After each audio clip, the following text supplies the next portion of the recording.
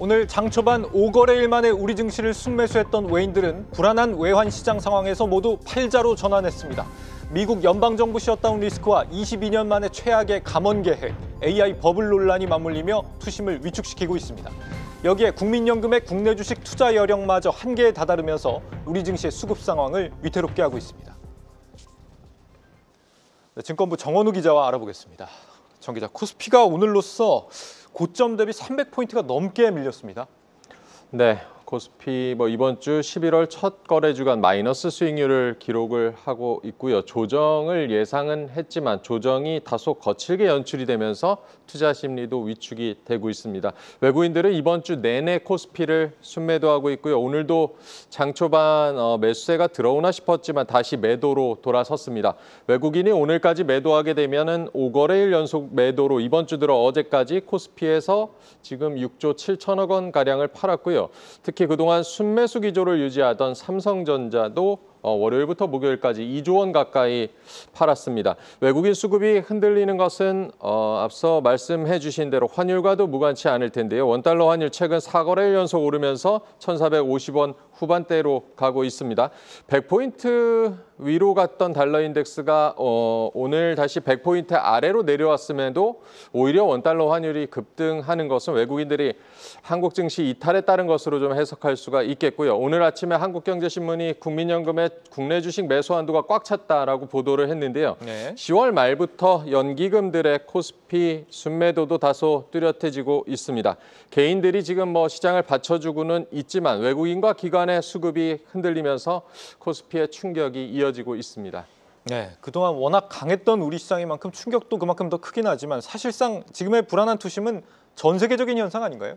네, 그렇습니다. 지금의 증시 하락은 우리 시장만의 얘기는 아닙니다. 뉴욕 증시도 지난밤까지 이번 달 들어서 마이너스 수익률을 기록을 하고 있고요. 일본 니케이 같은 경우도 이번 달 우리나라보다 더 큰 낙폭을 기록 중입니다. 네. 중화권 증시도 거의 보합권에 머물고 있습니다. 한국 증시만 부진한 것이 아니기 때문에 글로벌 유동성 불안이 원인으로 지목되고 있습니다. 코스피가 지난달까지 강세를 보일 때 분석들을 보면 정책 모멘텀 그리고 펀더멘털 개선 기대감에다가 무엇보다 유동성 랠리라는 분석이 있었는데요. 정책 모멘텀은 지금 공백기에 좀 들어갔고 유동성에 대한 불안감이 감지되고 있다라고 봐야겠습니다. 유동성이 불안하다는 게 어떤 부분입니까? 유동성이 계속 풀리고 있는 거 아니었습니까? 네, 시장이 좀 간과했던 것이 미국 연방정부 셧다운입니다. 폴리마켓에서는 10월 중순이면 좀 끝날 것이다. 이렇게 낙관적으로 예상했던 셧다운이 역대 최장 기간으로 지금 늘어나고 있고요. 네. 10월 말 미국의 그 초단기 금리가 급등을 하면서 이에 따라 미국의 재정 지출이 좀 막히면서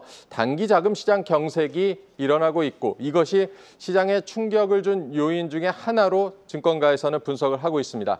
여기다 연준의 12월 금리 인하 전망에 대한 불확실성도 지금 커지고 있습니다. 미국의 해고 건수가 급증하고 있다는 소식에 연준의 12월 금리 인하 가능성, 지난밤 다시 조금 고개를 들기는 했지만 한때 80%까지 갔던 인하 전망이 지금 60%대로 낮아져 있는 상황이고요. 셧다운으로 인한 이런 단기 자금 경색, 거기다 연준의 금리 인하 불확실성까지 모두 이제 유동성 확대 기대를 좀 되돌리는 요인들입니다. 한 달 전만 해도 우리가 에브리스팅 랠리라는 말이 이제 시장을 좀 주도를 했었는데요. 지금 유동성 즉 돈이 많이 풀릴 것이라는 기대감에 에브리싱 랠리가 있었고 반대로 지금은 비트코인이나 금과 같은 이런 대체 자산들도 조정을 받고 있고 주식도 떨어지고 채권 금리 레벨도 지금 다소 좀 올라와 있는 것을 보면 유동성 불안으로 설명할 수가 있겠습니다. 그런데 이런 상황에서도 우리 증권가에서는 우리 증시 강세장에 대한 전망이 변함이 없다고요? 네, 사실 증권가에서는 10월 초에 들어서면서 추석 수급 불안 이런 것들로 이제 조정 경고를 했었는데요. 그 이후에 10월 코스피가 역대급 강세장을 보이면서 다소 이제 전망이 묻혀 있었습니다.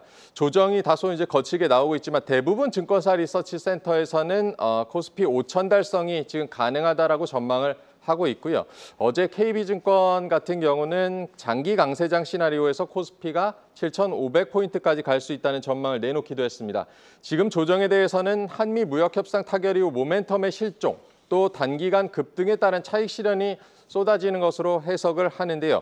기업 실적과 같은 이제 펀더멘털 개선이 이루어지고 있다고 하지만 이번 실적 시즌 투자자분들도 보시다시피 어닝 쇼크를 기록하는 기업들도 적지 않으면서 급격하게 개별 종목 장세로 넘어간 경향도 있습니다.